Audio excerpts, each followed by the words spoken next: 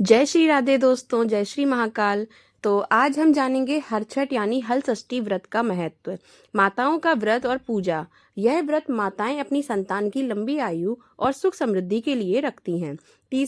भगवान बलराम। इस दिन भगवान बलराम की पूजा की जाती है। उनके हाथ में हल के होने के कारण इस व्रत का नाम हल षष्ठी पड़ा।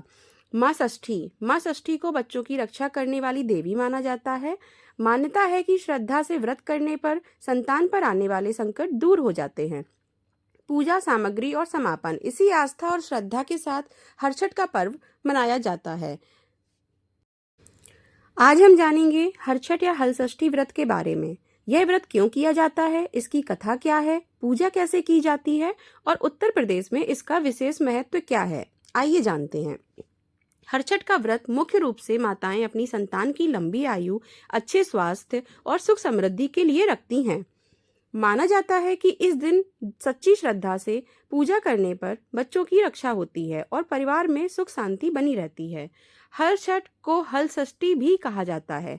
हल का संबंध भगवान बलराम से है, क्योंकि उनका प्रमुख अस्त्र हल था। इसलिए इस दिन भगवान बलराम की पूजा भी की जाती है और किसान उनके प्रति सम्मान प्रकट करते हैं। माँ षष्ठी को बच्चों की रक्षक देवी माना जाता है। माताएं उनसे प्रार्थना करती हैं कि उनकी संतान स्वस्थ, सुरक्षित और सफल जीवन व्यतीत करे। इस दिन पूजा में महुआ, कुश, झरबेरी की डालियां, चना, धान और अन्य पारंपरिक सामग्री का उपयोग किया जाता है। कई परिवारों में परंपरा के अनुसार हल से जोते गए खेत का अन्न तथा गाय के दूध से बने पदार्थों का सेवन नहीं किया जाता है। हरछठ केवल एक व्रत नहीं, बल्कि माँ के प्रेम, त्याग और अपनी संतान के उज्जवल भविष्य की कामना का प्रतीक है। यदि आपको यह जानकारी पसंद आई हो तो वीडियो को लाइक कर दीजिएगा और अपने दोस्तों के साथ शेयर भी कर दीजिएगा। ऐसे ही ज्ञानवर्धक वीडियो के लिए हमारे चैनल को सब्सक्राइब भी करिएगा। धन्यवाद।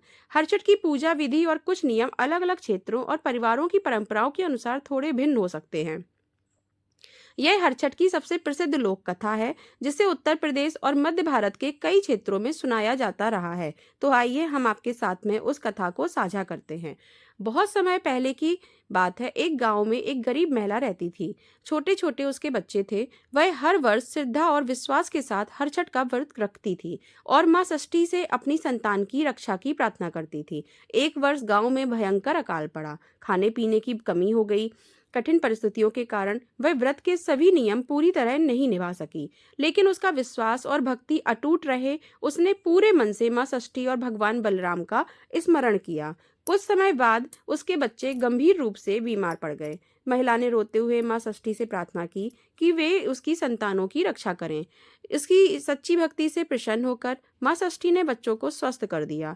यह चमत्कार देखकर पूरे गांव के लोगों का विश्वास इस व्रत में और बढ़ गया। तब से माताएं हरछठ का व्रत अपनी संतान की लंबी आयु, अच्छे स्वास्थ्य और सुख समृद्धि की कामना से रखने लगी। इस व्रत से यह संदेश मिलता है कि सच्ची श्रद्धा, विश्वास और माँ का प्रेम बहुत महान होता है। ईश्वर सच्चे मन से की गई प्रार्थना अवश्य सुनते हैं। अब हरछठ के बारे में अलग अलग क्षेत्रों में कई लोक कथाएं प्रचलित हैं। किसी एक आधिकारिक ग्रंथ में केवल 6 कथाएं निश्चित रूप से नहीं दी गई हैं, लेकिन पूजा के समय कई जगह पर 6 प्रमुख लोक कथाएं ही सुनाई जाती हैं। तो इसलिए मैं आपको बहुत छोटे छोटे आपको 6 कथाएं पूरी करते हैं। एक है, पहली कथा है गरीब ब्राह्मणी की कथा। एक गरीब ब्राह्मणी हरछठ का व्रत करती थी। उसकी सच्ची भक्ति से माँ षष्ठी प्रसन्न हुई। उसकी संतान की रक्षा हुई और परिवार में सुख समृद्धि आई। सच्ची श्रद्धा का फल अवश्य मिलता है। दूसरी है ग्वालिन, दूध बेचने वाली कथा। एक ग्वालिन ने लालच में आकर व्रत के नियम तोड़ दिए। उसकी संतान पर संकट आ गया। पश्चाताप और व्रत करने पर माँ षष्ठी ने उसे क्षमा कर दिया। व्रत के नियमों का पालन करना चाहिए। अगर आप कोई व्रत कर रहे हैं तो उसके नियमों का, जो भी नियम होते हैं, उनको पालन करना चाहिए।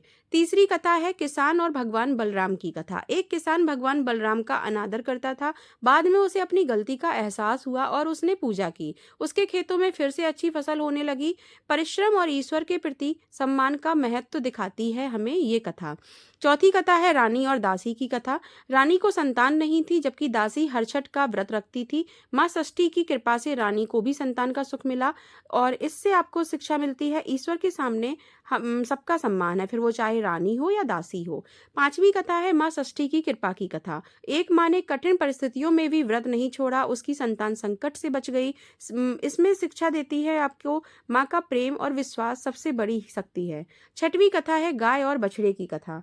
एक परिवार ने भूलवश व्रत के नियमों का अनादर किया। बाद में उन्हें अपनी गलती का एहसास हुआ और उन्होंने विधि पूर्वक पूजा की। माँ षष्ठी की कृपा से परिवार और पशुधन की रक्षा हुई। शिक्षा: जीव जंतुओं के प्रति दया और परंपराओं का सम्मान करना चाहिए। तो इस तरह से मैंने आपके साथ में ये जो छोटी छोटी कथाएं थी छह, वो शेयर की हैं। अगर आपको बड़ी लंबे में कथा चाहिए है तो आप मेरा आगे का वीडियो देख सकते हैं, और अगर आपको बहुत छोटे और जल्दी पूजा करनी थी तो उसके लिए मैंने ये बहुत 6 कथाएं छोटे छोटे उसमें आपके साथ साझा करी हैं। अब अगर आप विस्तार में कथा सुनना चाहते हैं, जो भी हर छठ की 6 कथाएं हैं उनको मैं विस्तार में सुना रही हूँ आगे, तो आप वीडियो को पूरा देख सकते हैं। पहली जो मैंने कथा सुनाई थी गरीब ब्राह्मणी की कथा। एक गांव में एक गरीब ब्राह्मणी रहती थी। उसके कई बच्चे थे, लेकिन घर की आर्थिक स्थिति बहुत खराब थी।